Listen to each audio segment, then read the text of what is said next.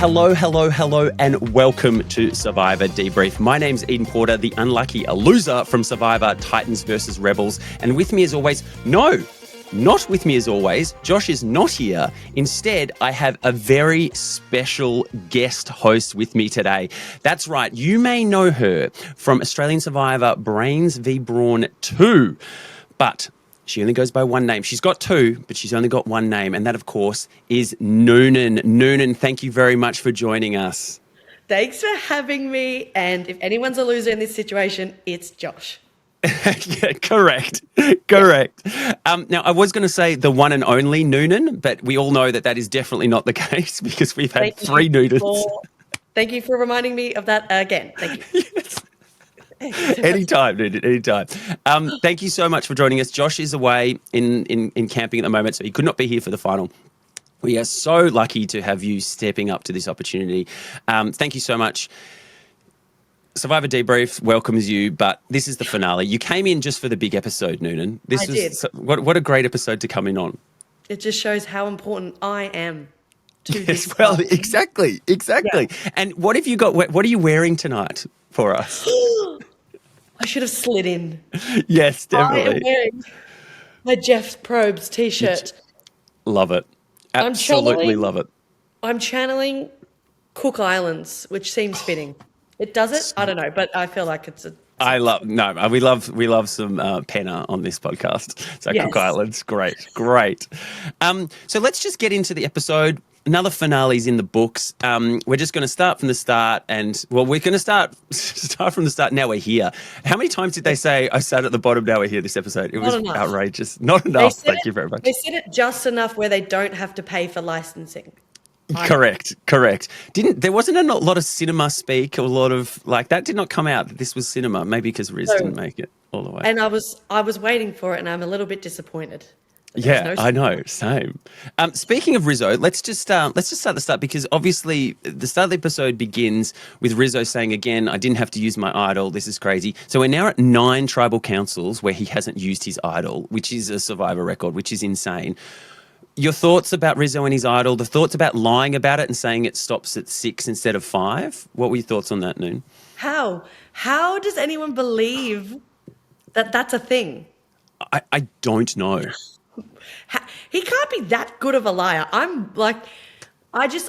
love the way he used it. I thought it was so clever, and it was kind of like blasé. He's like, well, I've got it. It was so not cinema.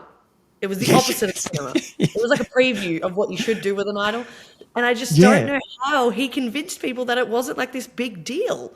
It's so funny. I think it doesn't work as well unless Savannah is winning so many immunities, though, because once she was immune and he could play that, it suddenly went okay, well, it's not as simple as just splitting the vote on 2 of them, and so it became it was really in tandem with one each other that made that sort of situation work. But good on the ball's on him to do some of those moves and to not play it. I think I come from the philosophy of, live to fight another day. Use your idol, find another one, sort of style. So to not play I think that the fact that that strategy worked 3 times, then when you keep doing it, I'm like, no, it's not impressive anymore. Now you're playing with people that don't find this threatening. The cooler thing to do would to then play the opposite. I was waiting for him to play it on someone else and save them and stuff like that. That would have been cool. That sort of brings us to Sophie's knowledge is power. Obviously, she misplayed it last week, and this might go a long way into sort of solidifying what happens at the end of this episode. But do you feel if she had taken Rizzo's idol and then got rid of Rizzo, that tribal council, orchestrated all that, then had the idol for the next one to use on herself, then win fight, does she have a better story coming into winning the game? Hands down, I think she has way more to add on her resume. Yeah. And I think you get a good read on her relationship with Savannah. I still think Savannah would have forgiven her for getting rid of Rizzo if she does something like that. So she'll still have Savannah in her back pocket, and then she wins final 4. So I just think if she just had more punch, she was so entertaining. She had Yes. great stories. She spoke so well, and the best thing about her was that she had no filter. And I wish her game had no filter. Felt like her game Yeah. was very masked over the fact that you had Savannah and Rizzo, where she did just as much as they did. She really did, but so the thing was, I think she was relying too much on the story of her journey and not those sort of she needed something that really stood out to the jury. I think something like a big move like that at the end. Especially, I think she was banking on Savannah not being there. I think Yeah. if Savannah wasn't there, I think she has a much better story. But yeah, I think if she'd stolen the idol, and that run to the end is so much more impressive. If she steals that idol, Rizzo goes home there, then she uses the idol, then wins final immunity, then bang bang bang bang. That's a big layup. The other thing is, we'll go into the challenge. We do the advantage hunt. What are your thoughts on the advantage hunt? Do you care for it or not? No. Correct answer. No. Correct answer. I don't care for it because I don't think it adds anything to the game. I just think it's another way to kill time. Yeah. And it doesn't look like they like it either. So I'm not sure what value it has. Because I think the thing is with it, it's either the advantage that Soph got, obviously, I think it was a pretty crap advantage anyway. She was up a couple more rungs in something with a puzzle. It's not going to really matter in the scheme of things. But if you make it too much of an advantage, then it's basically just that was the immunity challenge that we just ran. So what's the point of doing this other one? Because I've got this huge advantage now, and I'm definitely going to win it. So it's in this weird no man's land of there's an advantage, but it's not going to make you win. So why are we pushing ourselves so hard? I don't know. It just adds gives points to someone. You're like, okay, cool. Now Sophie has the advantage. Now I want her to win the challenge so she can do this and do that, and it can propel a narrative in that way. But I think it would be better if it was a disadvantage for someone else. So instead of being you get an extra 2 runs, how about you say, okay, Savannah can't start for 2 minutes until I do. This is why we get you on the pod, Noon, because that is exactly how it should be. I should have been producing long ago. Mate, you damn well right you should be. Because that in itself is much more inherently interesting, to have that last opportunity to take out the big threat, or at least make the challenge beast, give them a little bit more of a hurdle. I think that's a much better idea. We saw that earlier in the season when you could give someone else a disadvantage. And the waves that created, 2 tribes hated each other based off that. Correct. So imagine that final wave that Sophie could have created if she gave someone a disadvantage. Imagine if she gave it to Sage just for fun. Just for fun, just blow up another relationship. It would have just crashed out again. It would have been that would have been cinema. That would have been cinema. Now, the other thing that I thought was really weird is, first of all, Rizzo, again, his MO is copy puzzles. This guy is so bad at puzzles. It's insane. The fact that he couldn't even put the ball maze together, at the end when he came there, that's wild. Yeah. That's no spatial awareness at all, that he couldn't just accidentally put them in the right spot. Yeah. And you're telling me a fan like him isn't practicing puzzles? I know. People don't even watch Survivor and they do puzzles for fun. So I don't know what his excuse is. I don't know. The other thing that was weird in that one as well was Sage told Sophie to look up. Sage was the actual one, the first one to say, I think it's actually up. I don't think it's on the ground. Because it is weird psychologically when you join a group of people and everyone's digging on the ground, you assume that they've got it right, and you go, oh, cool, I better dig as well. But it was, and then Sage just openly said it. Yeah. Yeah, which shocked me because I thought you're in the home stretch. Just be selfish. No one needs to know what you're doing. I wish they had a montage to Guatemala where everyone's looking on the ground when he clearly said it was in a tree. And I was like, flashback. So good. Producer, I'm just meant to be one. This is so good. Judd, what's Judd doing, mate? What's Judd? Bring Judd back. Bring Judd back. What's Gary doing? Where's Gary? Yeah. The landscape gardener Gary or the quarterback? Quarterback Gary, preferably, yeah. So then Sophie finds it. Sophie ends up winning with her giant pole thing. It's not a very good advantage, and it ultimately didn't help her at all. So we're poo-pooing that one, Jeff. We're moving on from that one. It was another advantage in the game that wasn't played correctly. That was played poorly. Yes. Good. She chose poorly. again, we're on to the challenge. I love, they mentioned about how having the, there's a reward aspect to this as well with getting steak.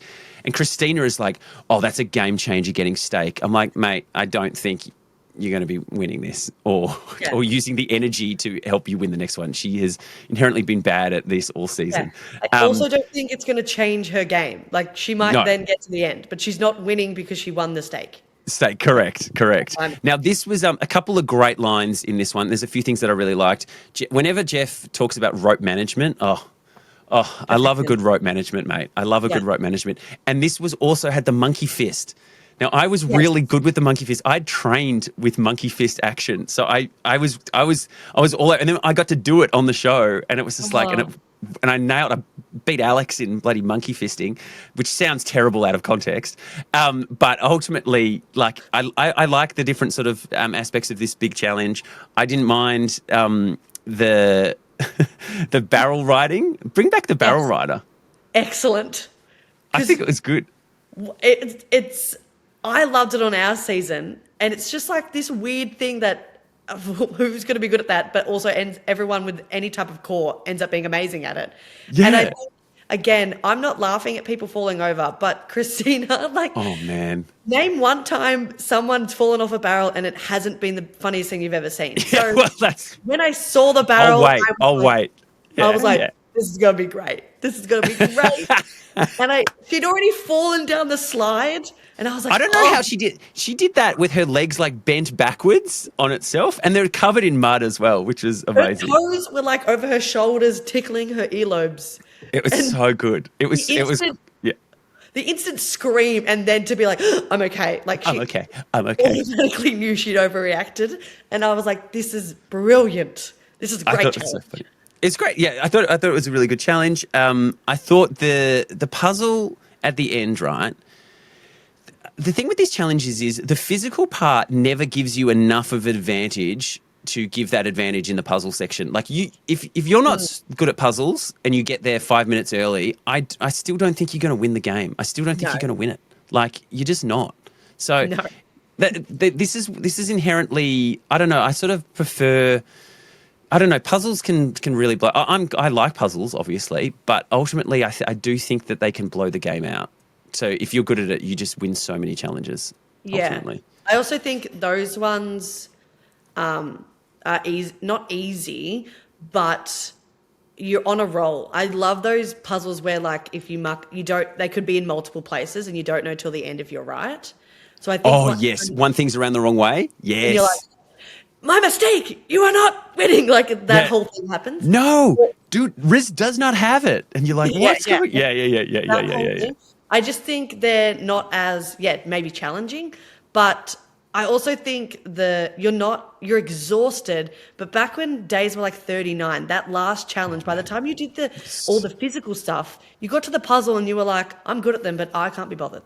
Like, I can't. My brain is just fried. Your brain gets fried out there. It's so insane. So I love the brains more. They're not frying them enough. This is what we want. This is ultimately what we want. We want more brain frying. Sophie cheating, looking at other people's things, going, "Oh, of course, the outside is a circle connected with it." I'm like, "What are you doing, mate? You're not Rizzo." All puzzles have an edge. So exactly. Figure that part out.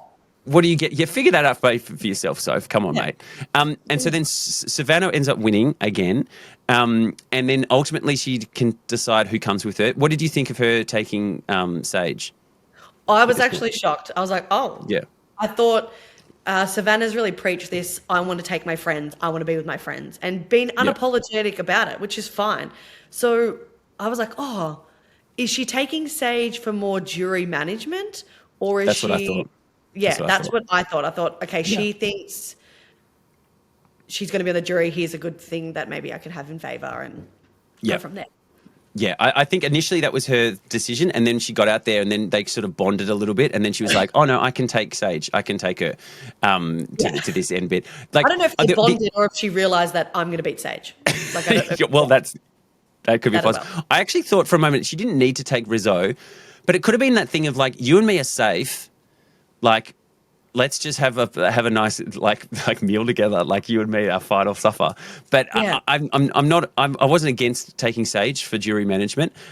Christina, she just doesn't like her, so I wasn't surprised that she just didn't. I think she just burnt that bridge, and she's like, no, whatever. And then it's this point, Soph. Like, did she need to keep Soph together? No, because she had immunity, so it didn't really matter what she did in that point. Yeah. And I think I think she felt confident in Sophie regardless. Yeah. So then we're into the scramble, right? Now, what amazed me with this scramble was that at no point did Sage or Christina bring up Sophie as a viable voting option. Don't you think that was weird? It's very weird. I don't know why they automatically assumed that it had to be one or the other, because they both, everyone realised that they're probably going to beat Christina. Like everyone knows they're going to beat Christina, yeah. Even Christina was like, you're going to beat me. And they're like, yes. but fire. And I'm like, well, use Christina in fire. Use her. You want Christina to win fire against Savannah. You want her to win. Yes. So, I was shocked. I was like, oh, Sophie's sitting there. And I thought, to me, it's clear that Sophie is a final travel cancel threat. Like, so she's going to get votes. Christina's going to get none. Honestly, that's what I thought. And my read was that the jury actually was sort of on board with Sophie and sort of liked her and was like, this girl's got a bit of momentum. She's got a great story. I did feel like that. And I was amazed that Sage and Christina didn't say, hey, Sophie's got the best story out here. She struggled the whole way through. She's going to come through at the end. She's going to burn you guys. Like she's in a that's all right. She's in a really good position. Yeah. And she is the jury threat that you guys don't see. Savannah, you're the annoying one that keeps getting immunities. Rizzo, you've pissed off the jury with your idol shenanigans. Sophie has not hurt anyone's feelings, and she's got a great story. I don't know why they didn't make that pitch. Yeah, I was very confused, and I knew Savannah wouldn't want to do it because obviously they have that close friendship. Yeah. But Rizzo doesn't even bring it up either when he's so willing to make sure he goes against Savannah in final. So whether they were just blinded by, again, Savannah being this massive threat, that they were like, let's just stick this out to the end. But for Sage and Christina to not bring it up, they would have just had in the majority. Like it could have just created so many more avenues for Sage and Christina instead of just going. That's what I think. And ultimately, I think Savannah was the one. I think Savannah was the one that just said, no, we're doing this. We're doing Christina. This is what's happening. Because I did feel like Rizzo had made a decision. He wanted to keep Christina. Because in his head, he's like, Christina can beat Savannah for me. And then when they actually talked, Rizzo couldn't say to Savannah, I want her to beat you in fire. Yeah. She couldn't say that to him. He couldn't say that to her. And so he didn't really have a good enough reason. And so then I feel like he just backed out. He just backed down from it, which was ultimately the wrong call. Massively wrong call. Yeah. He also didn't need Savannah. If she's not going to vote against Sage, then that's fine. You go, okay, I understand. You don't want to vote against her, but we're going to have to do we're going to have to do that. Yeah. And if Savannah really wanted Sage to be there, then she can then play that and go, no, we can't do it, and make it more of a strategic thing. But she was very obvious that this was just a personal thing. I don't want to get rid of Sage. Yeah. And they could be like, yeah, I totally respect that. You don't want to get your hands dirty on this one. We'll do it. And yeah, you don't have to, because they didn't need it. Yeah, exactly. Yeah. They don't need her vote.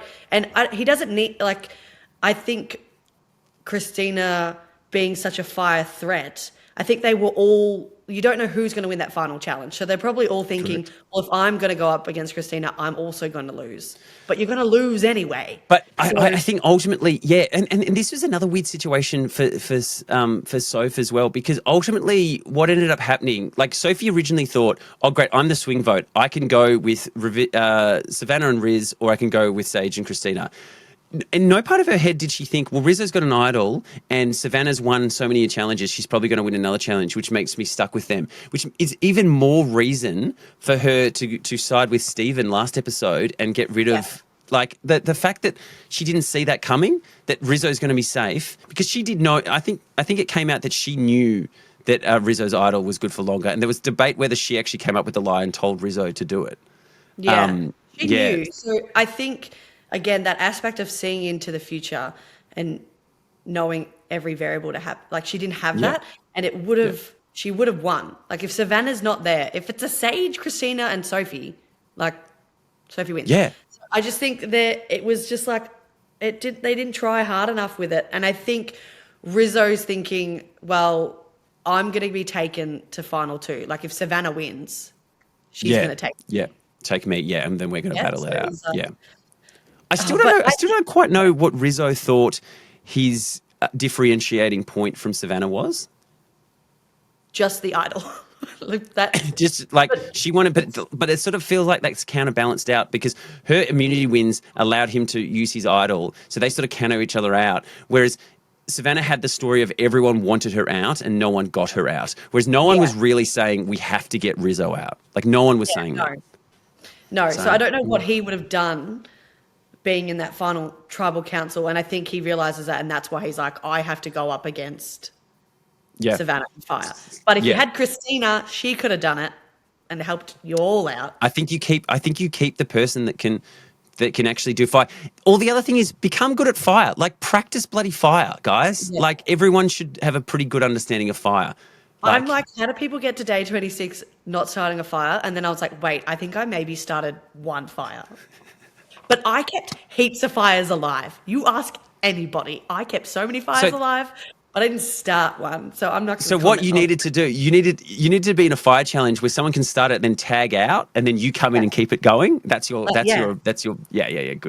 I'd be great at that. I can keep it going, but can't start one. So now this tribal council, I honestly thought this was a no-brainer. Christina was going to be kept.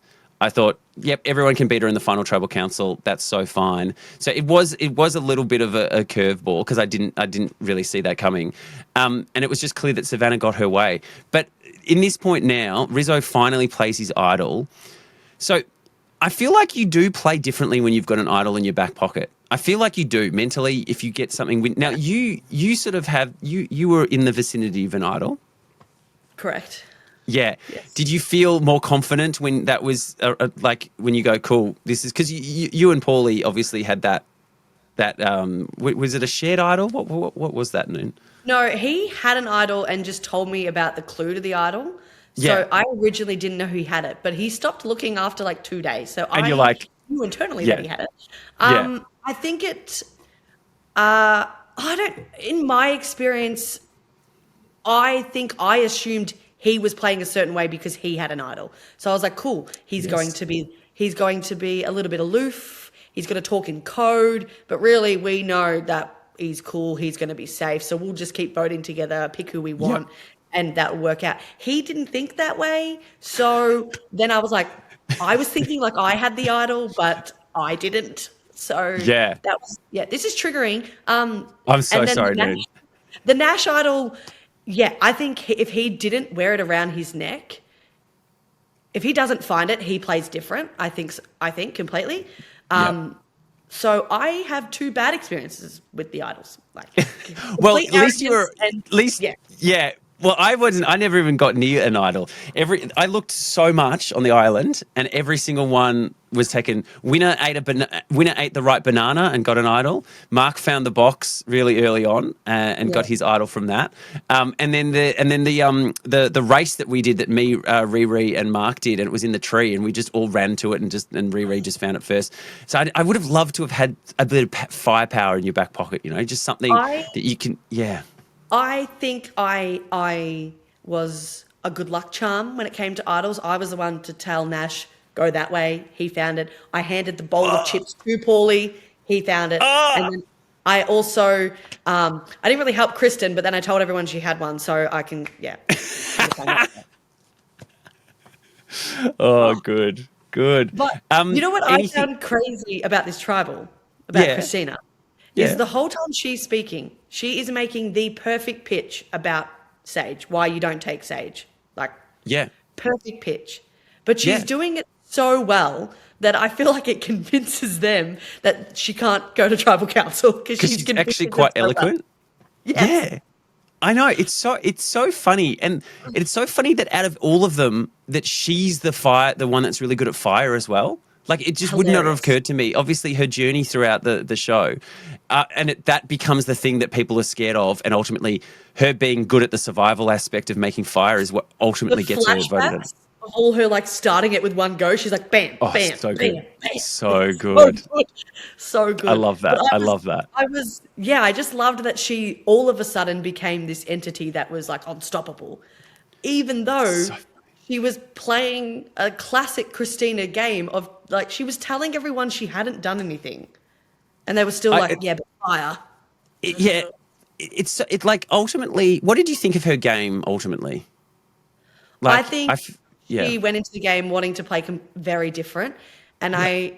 I think you get caught up in that balance of being exactly who you are, but also trying to bring out the conniving side of yourself, the selfishness, and maybe she's just not good at bringing that side out, and that's okay. She seems like such a cool and awesome person, and they all loved her, but I Yeah. think she just couldn't play the way she wanted to play because she's just not a cutthroat person. But I Well, appreciated that she was so honest about that, because what I hate is when you get players like Christina who then claim that they've done stuff. And I'm like, you haven't done anything. you You haven't done haven't anything, mate. played a game. And I think I had a very intense argument with a certain winner of Australia's Survivor. I'm not going to name names, Miles.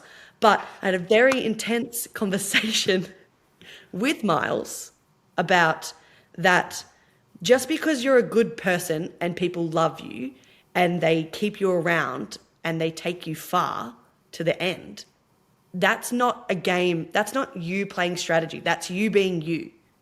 So I think it's Yeah. different to what Sophie does. Sophie is like, people talk to me. I'm social. So she goes out of her way to have these conversations. So she's going out of her way to have a conversation with Stephen, have a conversation with Sage. Yeah. I think Christina's just like a naturally nice person. So she's like, people were talking to me, but they weren't necessarily talking strategy.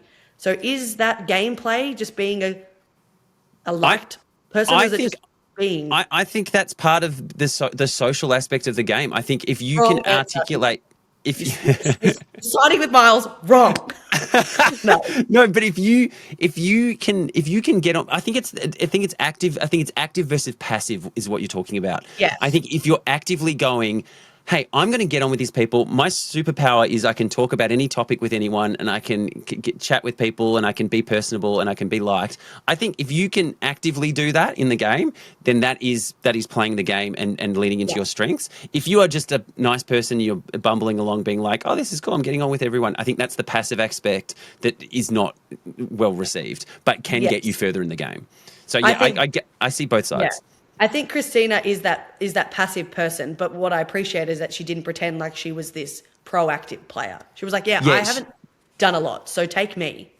She had a bit And more everyone, awareness. She feels that goat, that classic goat sort of archetype yeah. of someone that can't really point to anything that she really did. Like her idol play was a misplay, and sort of things didn't sort of fall in her way. But I totally agree. She's a fan that had a different perception of her and going, if I play this game, I'm gonna cut Yeah. throat and I'm gonna be really mean. And she's ultimately not that person. And I think very quickly she realized that she's not that person. Even in this tribal council, where she sort of says she has a go at Sage and Sage gets emotional, and then Christine's like, oh my god, I've upset her, and I didn't mean it that way. And it was Yeah. ultimately like you could tell that she was like, oh god, like she's not that kind of person that's just like No. Savannah can just go bang. Yeah. And yeah. And I think she spoke so eloquently that everyone was like, I'm believing Damn. what she's saying. And then I think on the flip side, Sage answered so poorly that they were like, let's bring Sage. Yeah, let's bring Sage now, guys. Should we bring Sage? Which is Let's bring which Sage. is so funny. Then so obviously Christina goes home, and we're back, and we basically go straight back into the final challenge. So this is a few different aspects of it. You got to run, you got to dig under the sand. This isn't, I don't know, for a final challenge. It didn't feel. It felt like just another normal challenge to me. Like it was fine. Yeah. I liked getting the ball up with the chopsticks. Yeah. I thought that was cool. And I liked how you had to build your own table maze as well. Yes. I thought that was cool. I thought that was a I nice thought little addition. the aspects of the challenge, individual aspects of the challenge were really cool. Like, Yep. I appreciate that Survivor is trying to make things different, like putting the sandbags in the sand. Like, is that a massive difference? Probably not. But they're giving it a go. What I miss is the tension in that last challenge. There was always such tension of, oh, who's going to win? And it usually, like, those endurance challenges go for hours. I love it. And I think this one lacked tension. I was more annoyed that Rizzo couldn't put it together than I was at Sophie coming from behind and winning. Yeah, I would agree with that. It didn't have that. Like, you could tell from the edit that Sophie struggling there, never give up, never go. I'm like, okay, she's going to come back and win this. Like when they kept going back to her, struggling to get the balls up, and then suddenly she hit the ground running at the end. But you're right, it didn't feel like. First of all, I didn't feel like Sophie had to win this challenge. That's always fun when someone has to win to get through.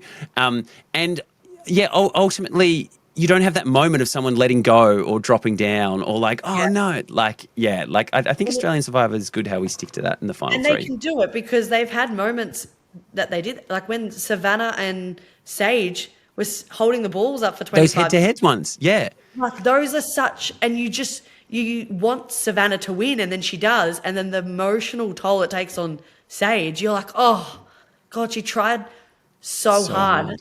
And to me, that was like, those are the best last challenges because you either know that when that person wins, you're like, they're about to win $1 million. Like they're about to go to the final tribal. Noonan, can you not turn Sage's breakdown in that moment into a game move, please? Thank you very much. It's not a game move. It's not a game move. It's not a game. It's not a game move. Her getting the hugs is not a game move. And how dare people bring that up? How dare she get for hugs? Exactly. Hugs are out of the game. Yeah, well, that's right. Now, the fact that Rizzo, the whole way through, Rizzo's never been able to do a puzzle. He sticks to that. He can't even put this together. That's shameful. He needs to get practicing that. Soph ends up winning from behind, which was great. Now we've got this decision that Soph has to make. A couple of things happen here. One is Soph ices them out, and she goes, I'm not going to talk to anyone. What were your thoughts on that? I love it. Don't annoy me. I've got a headache. Don't talk to me. I would love that. I would do that. I'd be like, I know what I'm doing. So there's no point in you wasting your breath because I'm going to make the wrong decision anyway. So don't worry about it. Yes. So the thing is, I actually thought that she was scared that Savannah would convince her otherwise because she knows how good Savannah is at talking. And so she's just like, I'm not going to talk to you because you're going to convince me of doing something I shouldn't do. Yeah, so which in her sense is the right idea because I think if she does have that heart-to-heart conversation with Savannah and even lets her know, hey, I'm probably going to put you against Rizzo, there's going to be tears and she's going to like, she maybe not do it. So I think for Sophie's game and her mental health and everything like that, she's like, I'm not going to talk to anyone because you're all going to convince me that you deserve to be there. Yeah.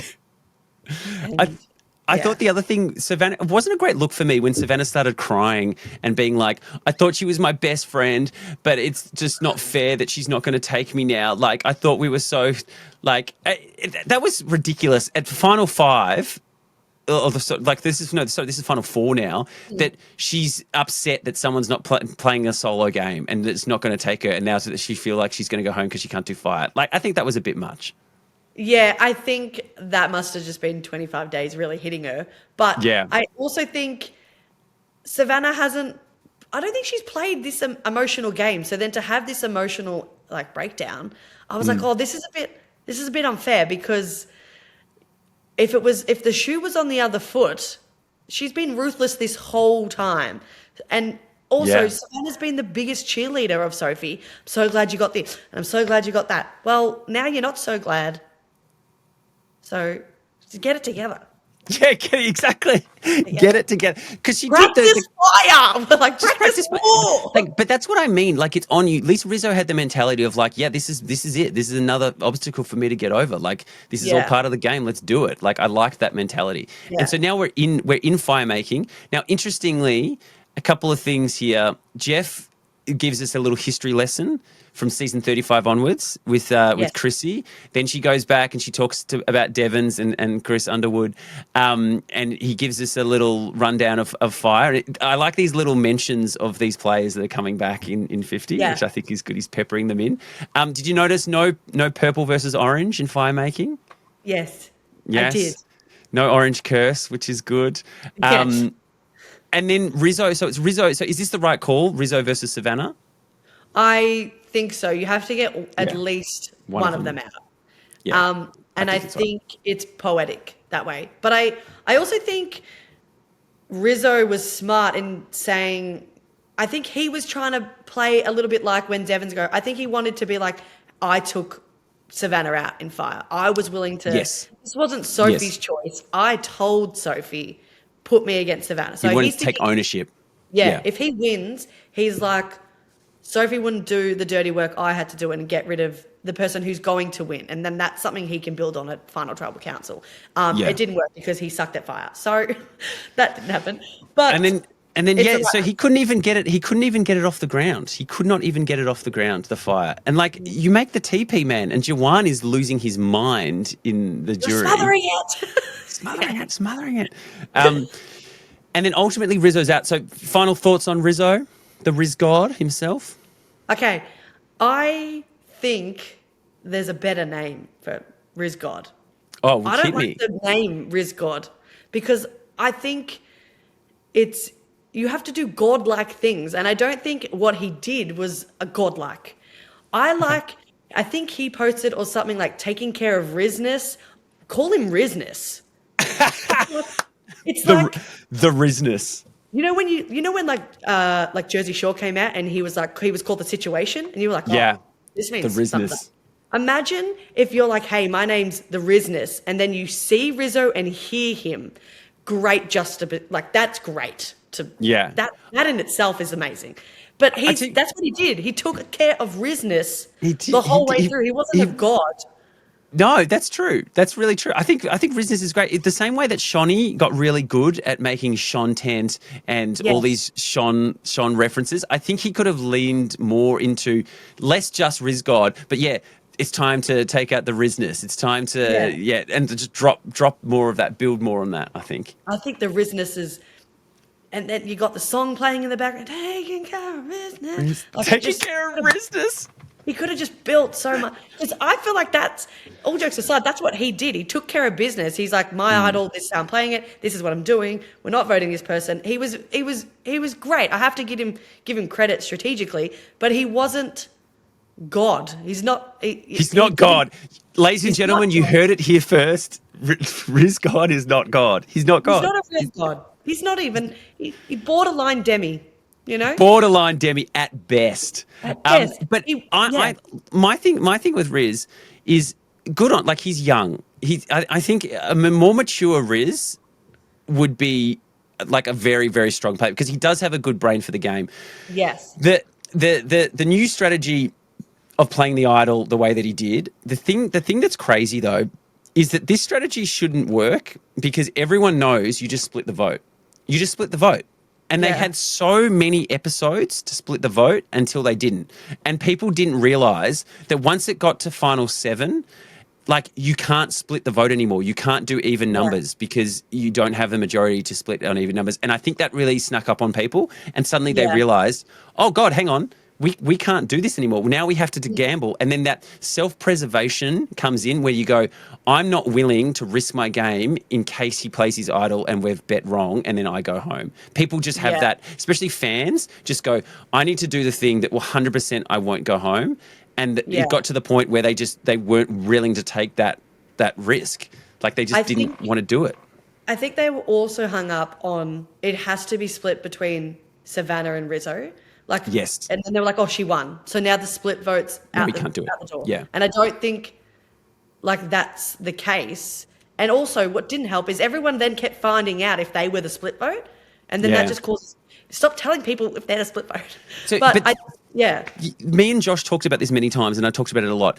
The majority group, once they realised who the split was on, whether it be Alex, whether it be Stephen, whether it be anything like that, the rest of the people should go, great, now we know what the split's on, so now we can vote Rizzo out, and now we know where the bounce back's going to happen if he uses it. Therefore, I'm fine. I'm now 100% fine because I know if he does use it, the 2 votes are going to be on Stephen, and Stephen goes home.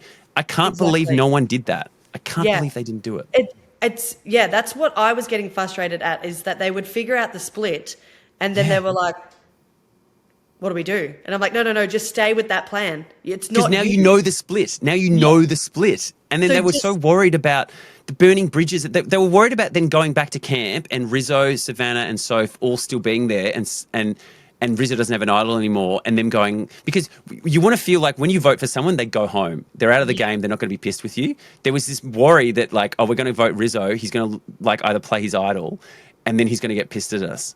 But like, that's it. That's the game. But also, if you have someone with an idol, you want one of 2 things to happen. You either want them to go home or you want them to play it. You don't want them to come back with it. And we pushed this with Nash.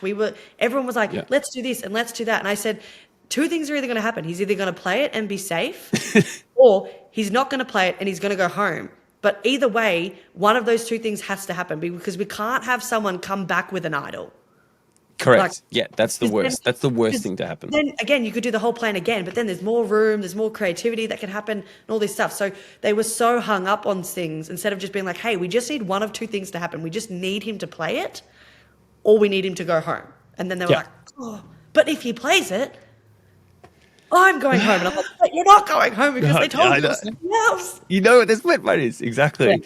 Yeah. So Rizzo's moved on now, and now we're into the final push of the game. They did a little rites of passage, the jury speaks bit where they went back. I loved it. I loved all that. I loved it. I felt very bad for the mergers that didn't get a little, remember Nicole? They didn't get any of that. I didn't get that, which I do like it when they do it. But then if you haven't played with someone, it's just like, oh, and that guy looked pretty cool. That's very true. But yeah, I loved it. I think it's a good thing. And I'm praying it's a thing they do for 50. But hopefully they've got to do something like that. Let's just get in, because obviously they have the Last Supper and everything like that. But let's just get into Final Tribal Council now. We're in the back end of this episode. So one thing that is cool, that I do feel like there's no ghost. There's no classic, this person has, like, yes, Sage had very little winner's equity, but I still think she did things in the game. And in another combination of people, I think she actually could have won. But 100%. So there was... Yeah, there was no one there that was like, oh, they were drawing dead in any combination, I felt. Yeah. Yeah, I was pretty excited for the ladies. I was like, oh. Yeah. Like I was sure, like I knew Savannah's probably, if I rank them, Savannah, Sophie, Sage, like that's what I was thinking going into it. But I thought, you don't know what the jury's going to do. They could be really bitter. Someone could go crazy.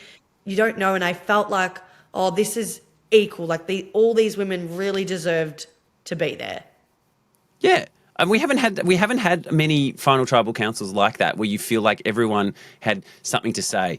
Now, one thing that really worried me, and it was so crap, when Sage starts talking about her, I'm going to drop this big bomb on everyone. I'm actually in the military. I actually do like recon analysis and I do all this stuff. And it's just like, no one cares. No one cares about that, man. No one cares about it after the fact. I get why not telling people. Like, I get why she didn't tell people. 100%. I get why Savannah didn't tell people, because it automatically sets this stereotype or whatever. I get why not saying it. But now bringing it up is like, it's irrelevant, because unless you were this most amazing intel spy person, it doesn't mean anything. Like, but even then, I was like, I was a reporter and I was really good at talking to people, and I didn't want to tell you that. Everyone was like, yeah, that makes sense. But even then, I feel that actually is detrimental. If you're a really good tactical spy person the whole way through, that's good. And then you go, oh, by the way, this is my job in real life. People go, oh, okay, so it's not something really interesting about you. It's just your job. Yeah. Yeah, like you were now being Christina. You're just being yourself. Yeah, exactly. Now, the Yeah. jury, the other thing that annoys me, I don't need 4 or 5 jury members all saying, oh, congratulations, you guys are so good. Like Rizzo's first question was just, good on you guys, really good. And then Sophie said a similar thing and stuff. I'm like, I don't need that crap. Get rid of that. Yeah, yeah. We all like everyone, it's fine. And so As now a we get group, into... right. Yeah. So now let's just break down. So we've got Sage, Sophie, and Savannah. So let's just sort of touch on each one and how you felt their performance sort of went. So I'll start off with Sage. Now, before they got to tribal council, I think she really articulately said in her confessional, oh, I played the emotional card strategically to make people feel this way about me and to be able to manipulate them. She said it really clearly and concisely in her confessional. And then I feel like she lost that in final tribal council. I feel like it got really muddied, and it was really weird, the way that she sort of expressed it. The way she expressed it at final tribal council felt flustered. I think when she was hearing Sophie and then Savannah speak, she's like, crap, like, what am I going to, how am I going to say it? What am I going to do? And I felt bad because she said it so well and she was correct. She did. She played emotional. She strategically did it. She vengeance, all of that. But she just couldn't articulate that in the heat of the moment, I think, got to her. Yeah. What's really hard, and this happens a few times to people in final tribal councils, they reveal something or they bring something out. They go, actually, I was actually this. So like Kaylin sort of in your season and things like that, to suddenly say at the end, oh, I was actually a master manipulator strategist and I actually just played dumb a lot of the time. It is so hard to change people's opinions of you that they have seen for 26 days. They've seen Sage be emotional. They've seen Sage like do things emotionally, to then turn around and say, actually, I'm not emotional. I'm actually really strategic. You cannot change people's perception of you unless you have receipts, unless you have concrete moments that you can point to and say, that was when I turned strategic. That was me when I twisted my life. That was really... Sage saying, oh, I didn't flip-flop. It was a strategic move is not enough. Like, that's not concrete. It's not evidence. It's not concrete enough. Yeah. 100%. 100%. And then it also came out in jury that I feel like a lot of them blame Sage for Rizzo and Savannah and Soph getting all the way through. Yeah, which I thought was a little bit unfair because That's pretty unfair. They all had the opportunity to get rid of all three of them at any moment. And I think they projected that onto her. Yeah, and I think that was unfair, and I wish she bit called back them out on it and was like, hey, it's not my fault. Like, you could have come up with this idea and you didn't. So the fact that you couldn't come up with the idea and I couldn't come up with the idea, I had to go with the idea that I did come up with, which was this. Yeah, correct. 100%. So yeah, it was hard. I feel like she wasn't great in final tribal council. I feel like it wasn't a great performance from her. I feel like you're right. She got flustered. I feel like the others spoke better and it sort of got to her. Yeah. Again, I think it shows you who you are to the core. She's emotional, and I think and in the final moment she couldn't regulate it anymore. So she's Sophie was doing it for her grandma. I feel like she didn't hit her story hard enough. Her being on the bottom the whole way, struggling, stuff like this. Some things that I loved. Man, when she called out hiding behind Alex and then feeding back the information saying, like, he just told me everything when he hadn't. Oh, my God. That was brilliant. I thought that was so good. So good. Yeah. What did you think of Sophie's final tribal council performance? I thought it just didn't have the punch that Sophie has naturally. Like, that story alone, brilliant. But I needed her to tell me, I've been playing the game since day one. And yes, so have you guys, but I've had to play a completely different game since day one. I've had to vote people out. I wanted more of that. She's like, and she just didn't give it to me. But that story was amazing. And I wish she had that same energy the whole way through all her evidence. I think the other thing, I think she really needed to attack Savannah more. I feel like she needed to really I feel like she mentioned it once, but she didn't go back to the well. She needed to say, I didn't need immunity. I didn't need an idol. I did this. I was never, like, you guys could have, you knew I was with them. You 100% could have voted me out. Rizzo wasn't going to play his idol on me. But because of my relationships and because of what I was doing in the background, nobody did. Nobody was targeting me. I didn't need turn Savannah's immunities into a negative. She was good at one aspect of the game. Yeah. She doesn't get along with any of you guys. She won a bunch of immunities. Is that what we're recognizing here? Who can stand up the longest? Really Yeah. go to town. Really go to town. They had that conversation going into tribal that where we're like Sage said, I'm not going to tear anybody down. And I'm like, no, do that. Do it. Tear them down. Just tear them down, or at least you don't have to personally attack them, but you need to sort of make the jury see, or give them a reason to go yeah, maybe are we just rewarding someone because they won the most challenges? Is that really what we're rewarding? Change that narrative. And I think she read the jury, see what they value the most. I don't think people understand the jury enough to go. Some juries our jury did not care that you won 7 challenges, Kaylin. Yeah. So you need to then emphasize that a lot. And I don't think Soph did it enough because of the friendship she has with Savannah. I think, Yeah, I think she found it really hard. I do think this was actually Sophie's game to lose. I feel like if she plays the knowledge is power correctly, I feel like if she just has that big move, if she can claim getting rid of a Rizzo or a Soph in more an outright terms than just putting them into fire against each other, if she can really claim that scalp, I think that changes her narrative completely at the end. Yeah. And then it gets to Savannah. She's actually a news anchor. Wow, watch out. What did you think of Savannah? There was a moment. We all know about the moment, the Christina question, yeah? It was. I was gobsmacked. I have a tear. That's how good it was. I love it when jurors are like, yeah, you did this. And you may have done this, but you know what you sucked at? This. And Christina and Savannah owned it. She was like, I don't think I can do that. And Christina's like, I don't care that I know you can't do it. That's why I want you to do it. I know. It was actually really, talk about having that bit of spark and that bit of edge. That was really, the way that Christina's try, do it now. I want you to do it. I wanted that Christina in the game. Yeah, I wanted her. Yeah, exactly. When she has a bit of power. She had an idol as well. Anyway, but ultimately that was pretty brutal. And there was a point where it's is the worm turning? Is this Savannah doesn't give a crap about it. And Savannah, after that question, and obviously it's edited, there were a few questions where Savannah did sort of bite back at the jury members a little bit, and she wanted to really get in there. I love Sophie mouthing the correct answers as they went through. It was very Hermione Granger.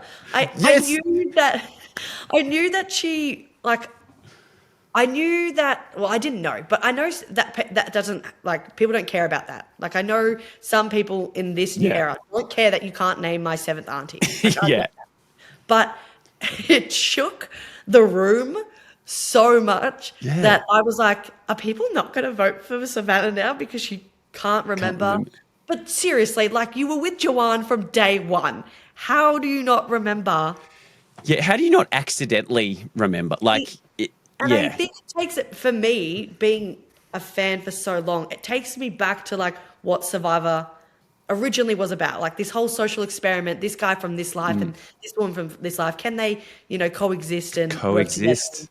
Can they do it? And then they used to have that amazing challenge to get into the final 3 where you'd have to answer questions about. Oh, dude, we love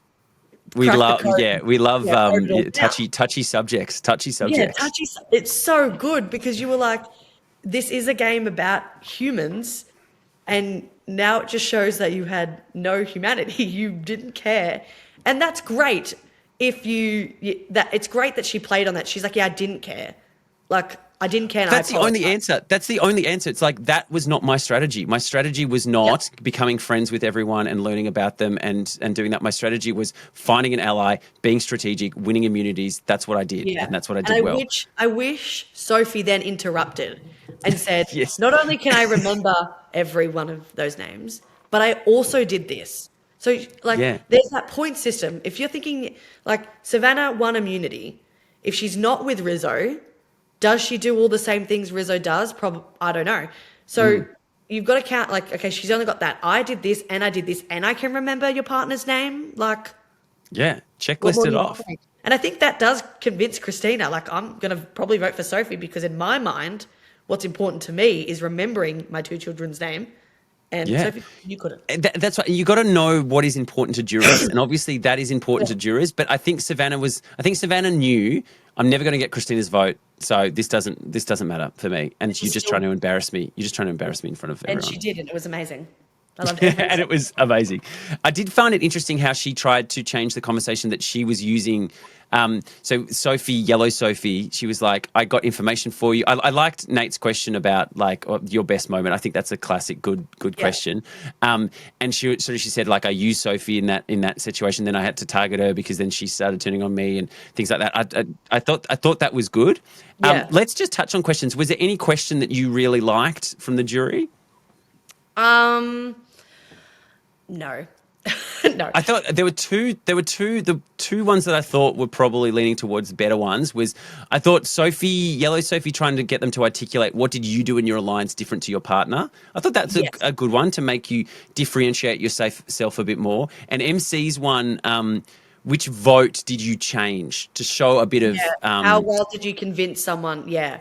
I think that's really good. I That think was a if good you've got a question. strong answer for that, because that shows agency. If you can't Yeah. answer that, it sort of means, yeah, I didn't have enough agency in the game. So I thought Yeah. I thought that was a good one from MC as well. Yeah. And I liked everyone's answer except for Sage. Like she Yeah. was on the right track with what she was trying to say. She was Yeah. like, but she couldn't articulate it well. And then when she brought up the Sophie thing and Sophie bit her right back with saying, well, everyone voted for me, so it couldn't have been that Yeah. hard. Yeah. I was like, oh, Yeah. Sage, you're on the right track. You're just not articulating it correctly. Yeah. And then ultimately we go to the votes.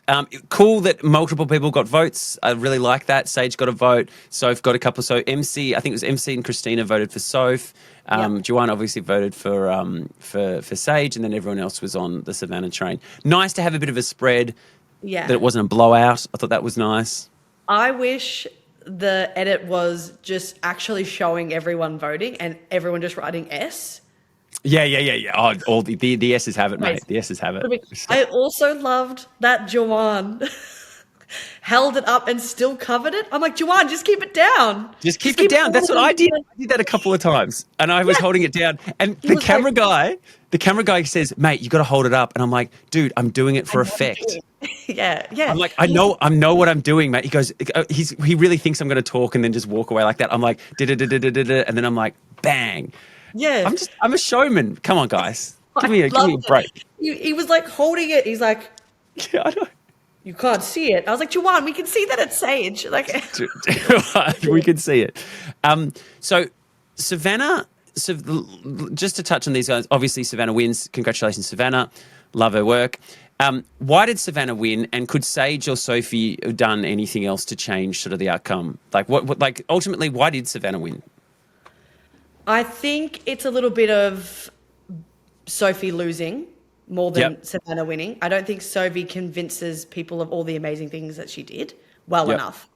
I think also the way Savannah speaks to people is so direct and very convincing. I think she strategically did really well. She wasn't afraid to make moves, and she wasn't afraid to own the moves. And as much as immunity doesn't mean a lot, like it is something, and she joins that record. But I just think I was rooting so hard for Sophie. So I think it's more of a Sophie doesn't win than you're left voting for Savannah. Yeah, I guess so. I think the narrative of the season was get out Savannah, and she managed to get to the end. And at that point then, because the narrative has been always get her out, I think there's an underlying current of, well, now she got here, so now she has to win, rather than actually looking at what did she do. I think she did a lot, but I think that really helped her, that narrative was pushing through the season. It wasn't get rid of Rizzo, it was get rid of Savannah, and they never really did it. I think she was one of the few people in that season that could really change people's minds on a vote and go like, no, this is what we're doing. This is what we're doing. Really convincing. Really just straight and really direct. I think a lot of people suffered, and we see this a lot in the new era with fans and being happy to be there, that it's those people that have a really clear concept of what needs to happen and that they can articulate it to people and go like, oh no, we've got to do this. Yeah. So many people take a back seat because they just want to stay in the game for longer. They just go, okay, I'm just gonna go along with it. But ultimately your hands aren't on the wheel. Your hands aren't on the wheel and you're not driving the boat, and people get cut and they go like, oh man, I wish I'd just done something heavy. Whereas the whole way through, Savannah was very happy to be like, let's try and do this. Let's try and do that. I think she had such a good level of confidence where she was like, this is my idea, so let's do this. Yeah. And I think in a way, because she's already got a target, you can play a little bit more freely. You're like, cool, they're coming after me. Cool. Well, this is my idea. Let's do this. It's the better idea. Whereas if you're not that target, there's that fine line of going, and I know I struggled with this. I was like, this is my idea. It's great. I think we should do this. And then me telling someone and then them going, oh, maybe we should do this. And I'm going, cool, let's just do your thing then. Because you clearly didn't see where I was coming from. And she was like, no, we're going to do my idea. So I think her ability to convince people, both probably out of fear, is real. Yeah, it was really good. I loved watching her play. I was like, this is the Savage that I want to watch. Yeah, it was good. She had that cutthroatness. I think her confessionals were really cutthroat. I think it's been missing in the new era, someone like this. And so really, really good, interesting character. I think Sage loses. I think she needed Christina there to sort of does she beat Sophie and Christina in that combination? I'm not sure. I think Sophie probably runs away with it. But it was hard for Sage, but there was some opportunities. I honestly think the jury really painted her as the one that sort of threw everyone under the bus, and I think she ended up with a lot of the blood in her hands, which is unfortunate. I think that was. I don't think she realized, and obviously we saw in the reunion. I think at that point, like she broke down because she was she felt really bad. She was like, "Oh, I had no idea this. Like everyone hated me." And then I found it interesting that everyone was like, "Of course we knew it was a game." And I'm like, yeah, but you're still you're still blaming her. You're still blaming her, yeah. And it was almost like, I think they were just so focused on Savannah and Sophie that they felt like anything that Sage would take credit for was offensive. They were like, oh, you're taking credit for voting me out? How dare you? Yeah. But when Savannah does it, you're like, oh, you got me good. Like, you got me good. Like, I feel like that whole Stephen situation, she should have played up. She's like, I had convinced you, Stephen, that we were good and we weren't good. Yeah. I knew I couldn't beat you, so I blindsided you. And she couldn't do it that way. But if the jury has that whole take credit for what you did, and then the moment some people do take credit for, they're like, no, I didn't want you to take credit. Damn you. I think she didn't articulate that her and Jawan were really dictating the middle of the game. Like those two became the ones that were guiding the game, and ultimately she got to the end by doing that. I feel like she didn't make that clear enough that she was like, I was controlling this, because ultimately it's kept feeling like she was just doing what Rizzo and Savannah and those guys ended up wanting to do. Which is similar to like Kyle from the previous season. He was like, we were working together, and that's what actually got me here. And that's a move you don't have to make individual moves to win Survivor. Well, you do, but not all your moves have to be individual. Correct. You do need something to point at. What about Riz? If Riz is in final against Savannah, who wins? Does Riz get any more votes? Is there any combination that he wins? See, I think Rizzo wins over Savannah. Really? Purely because I think people value a hidden immunity idol over immunity. I think, and the way he used it was entertaining and good, and the fact that he outsmarted them in that sense. I do think, though, again, reading the jury, I'm not sure whether he pissed off the jury from his antics and doing it again and again and getting up there and playing it up and everything like that. I think there's a point where it tips over to becoming annoying, and that the jury are like, and again, he's super young, and I think, like, people don't, unless you're really the clear winner, I don't think people really love if there's two people there, some kid. Like ultimately, we talked about this the other week. That's why Lil didn't choose Johnny Fairplay over Sandra. She's like, I don't want this young guy who's just going to buy drugs to go and get $1 million. So there is a bit of that, but yeah, I think he definitely beats like Sage and Christina. Like Rizzo, I think cleans up there. I think he probably beats Soph as well. I think he's just he's a really good storyteller. Like when he tells you the story of why he loves Survivor, like that we're all was good. crying.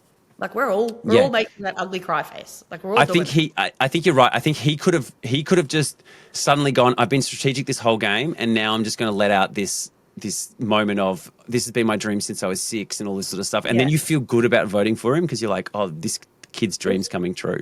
Yeah, yeah. Because I think that resonates with people on the jury. That would resonate with Joanne and Sage and all. Correct. And Christina. Like I think he would win. I'll probably say Now, just before we move on, so final 3 women, all good. We haven't had it in 20 years. Yeah. It feels right. Now, what about the finals all men? People go on and on about all women finals, and it's just like, oh my God, this is crazy. Can you name the all male finals? Or can you name some of them? No. The ones I could think of, obviously, I thought back to JT and Steven for Token Chains. Ozzy and Yule. Ozzy versus Yule. Yeah. No, Becky was also there. No, Becky was there. Becky was there, so it's 3. Brian and Clay from Thailand. Oh, yes. Yes. And there's one more I can think of. There was one more I could think of. Any other guesses? These are tricky ones. Is this just US? Are you talking about? This is US. Yeah. I'm not worrying about. Yeah. This is just US. No, I think Nicaragua wasn't it Fabio, Chase, and Sash? Yeah, that's yeah. And so that's Nicaragua. That's season 21. Yeah, the last. That's easy. Yeah. I know. I couldn't think of it. I'm pretty sure that's it. But it's just funny. Like I love an all female final, and not since Nat Anderson and those guys. Who was it? Nat, Jacqueline, and the evil stepmother. That's all I remember. Oh my God, I can't remember her name. Starts with M. All I remember is Reed going at her at that challenge.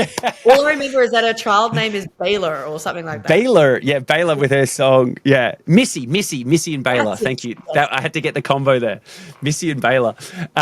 Baylor has that funny. If you haven't watched her music video, go check it out. It's very funny. That's so good. That's just my little bit of trivia. Chuck it in the chat if you can think of any other ones. But I think I've nailed those ones. Can I say though, like classic guy? When was the last time we had all men's? Like no, this is the point I wanted to bring this up because we go on about we don't go on about it, but I'm like it came up about all female, and then I was thinking like, oh, when was the last all male one? That probably was a while ago. But there's a concept of men dominate all these sort of things. We haven't had all female for a while. I liked Kim Spradlin shout out as well. I thought that was good. Loved it. I know. It was good. So good. She's not on 50, but anyway, let's get to the big 50 chat because I do want to touch on this. They did the little reveal. I honestly got emotional. I was like, seeing some of these things, and I know Noonan, I know you're in the same boat, but seeing that trailer, I was just like, oh my God, this is so good. This is so good. It is so good. I know it's getting slack, but it was so good. My favorite part was actually the shots of them on the plane where they're sitting. You can tell they're sitting in their seat. And I'm like, oh my God, like even as a fan, it blows my mind. But now that I've played, I'm like, I remember the exact moment I sat on the plane. Like this is crazy that I'm seeing these people play again in my lifetime. I know. And people look old. Coach looks old as hell. I'm not going to lie.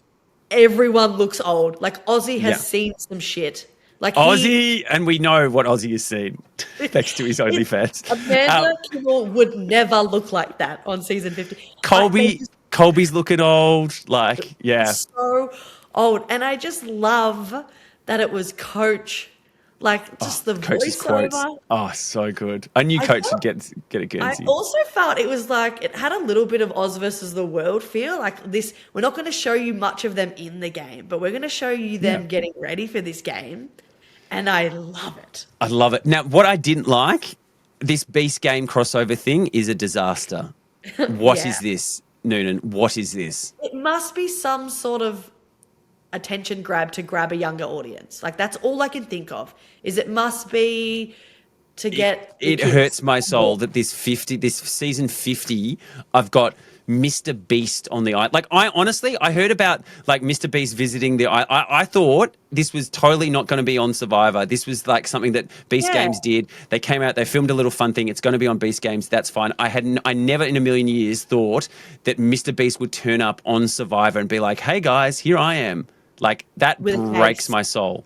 Yeah, I'm more disappointed that I feel like Survivor hasn't read the room. Like, you obviously had all these choices for 50. You put it Yeah. in the hands of the fans. And I've said this before, you didn't really do that. Yeah. What you should have done is you should have done exactly what you did for Second Chance. You make everyone vote. Yeah. And it's like going for school captain. If a kid goes for school captain and it's a popularity contest and he wins, and you as a teacher know he's a terrible student, then you just pick someone else and you say, yeah, but they got the votes. They got the votes. So Survivor could have done that. They could have picked who they wanted, or had us vote. And if they really didn't like someone, they could just get rid of it. No one would know. Then they could blame us as an audience member for picking. Blame us? Right? Then no one's coming at them for picking these people because we voted for them. So you blame the American public. And then now you have all these other people coming into it, like Mr. Beast and some Zach guy, when that would have been such a cool moment to just have Boston Rob turn up and everyone freak out that this guy is now in the game. Yeah, something like crazy like that. But I wish you know what's they did it. Yeah, you go. you bring up Second Chance, right? So the start of the Second Chance voting, someone found a clause in the thing that originally actually said like production has an impact, can have their say for outside reasons. Like that was written in there, and someone found it and like blew it up on Reddit, and then it was suddenly become like, oh well, production's just going to choose who wins. This is ridiculous. Production's just going to put whoever they want on the show. Oh, this is ridiculous. And so then the show came out and said, no, we're taking that little thing out and it's 100% what the vote is. And I honestly think that's why like Shane Powers didn't get on, because they went, nah, we're just going to let people vote. And I think a lot of people assumed that he was going to get on and didn't vote for him because they were like, oh, well, he's definitely going to get on. That's fine. Yeah. And I think the show would have loved Shane to be on that season, and he missed out because they went, oh, well, we have to just go by who. And all the casual fans got all the recency bias people through for Second Chance. And that's why you end up with people like Heidi and Sierra Del Thomas and all these people Lie. and stuff like that. Production, just lie. Just lie. Just lie. And then you could say, I lied to you. I blindsided you. It's a game. Yeah, But exactly. I wish they did like the challenge does this really well, where they have like everyone there, and then they bring back like mercenaries, or they bring back these past players, and they're like, oh, they just need to beat you in this 1-on-1. Oh, but they beat you. Cool. Now they're in the game. No, yeah, suck You're out. and you're like, I thought Boston Rob was just here to like help me on this island, and it turns out he's like, I'm now in the game. Do you remember the amount of people that thought in Island of the Idols that those guys would go? They had to make it super clear that like we are not coming into the game at any point, like because everyone just assumed, oh, they're definitely at like merge, they're going to start playing, and it's going to be crazy. They put that much effort into Boston and Sandra, like Boston Rob and Sandra. They built the statues for them, and now these are the cameos we're having.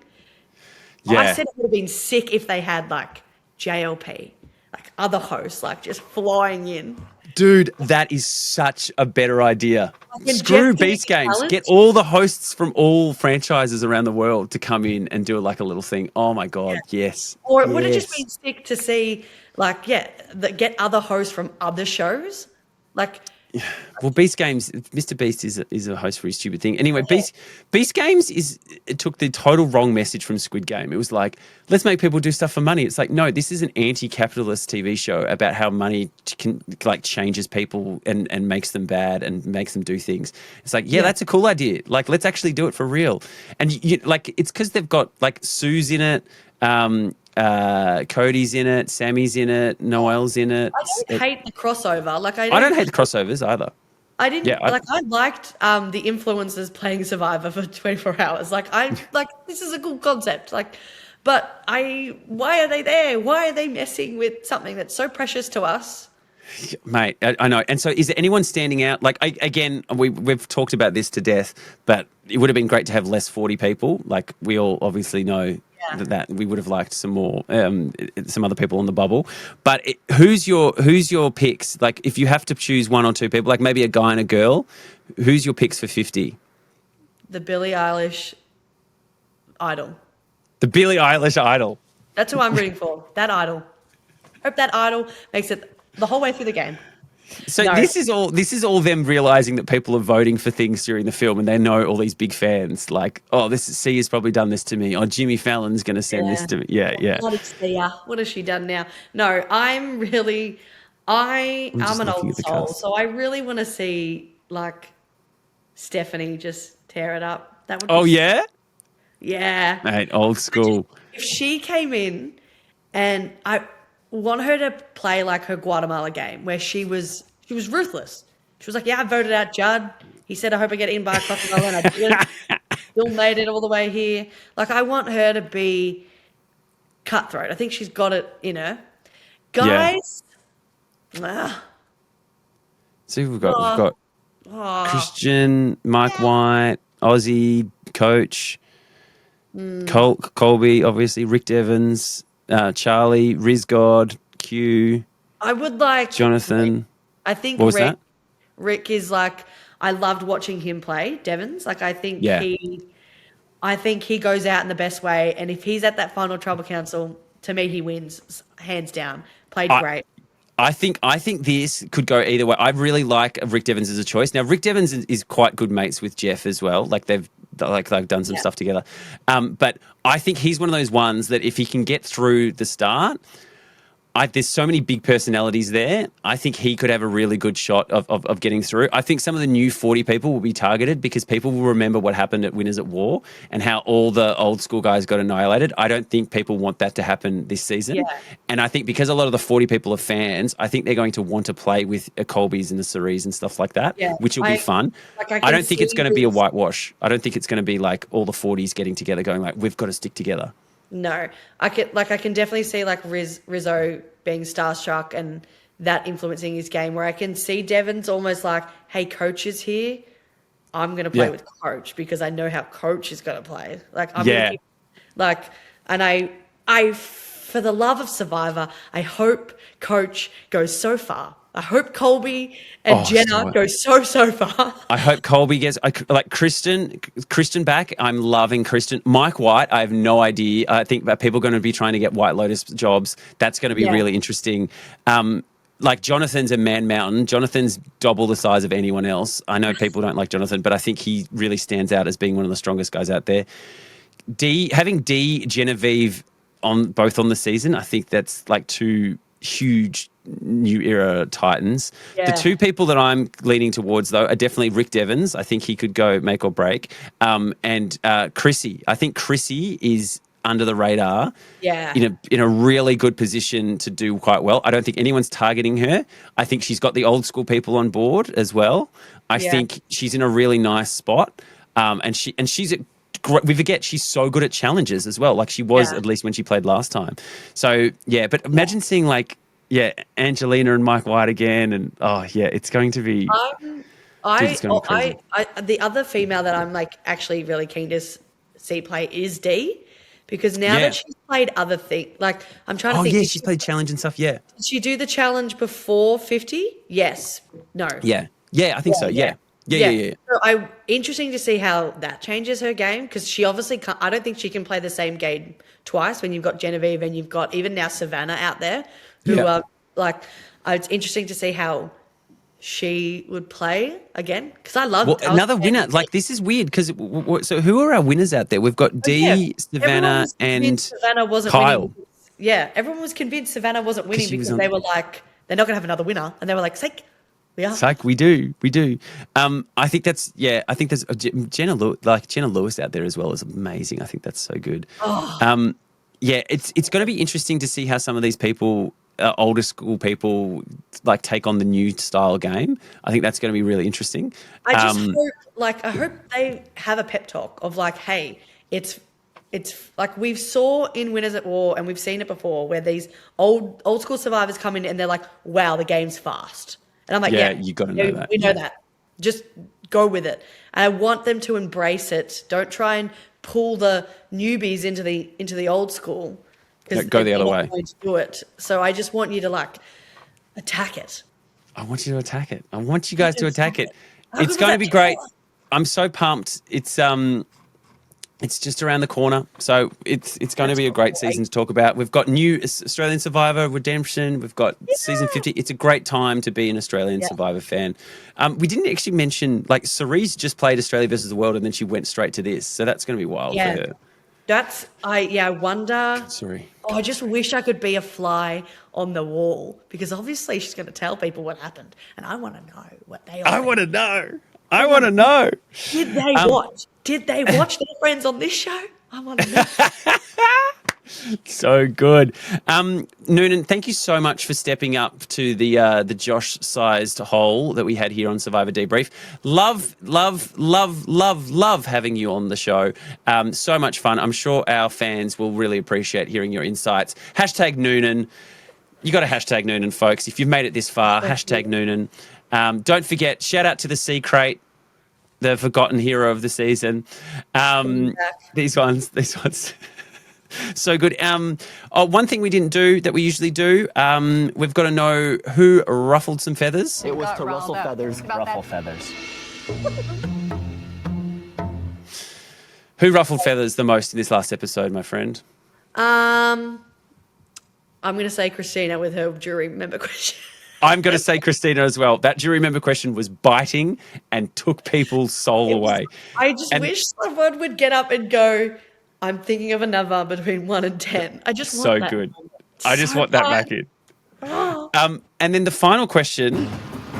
Spinning Grin. Who spun and grun? Obviously, we know who spun and grun. It's Savannah. Our winner. Spinning and grinning all the way to the bank with her $1 million prize. Thank you so much for being on, my friend. It's been a great season. Hopefully we'll chat again soon. But anything else you want to mention before we head off? I'm just so thank you for having me. Josh who? He'll be back. But I've loved it, and I just still can't believe this is my life. Like, this is crazy. We got to play Survivor, mate. It's so cool. It's so fun. This is great, guys. Okay, guys, thank you so much, and we will see you later. Bye.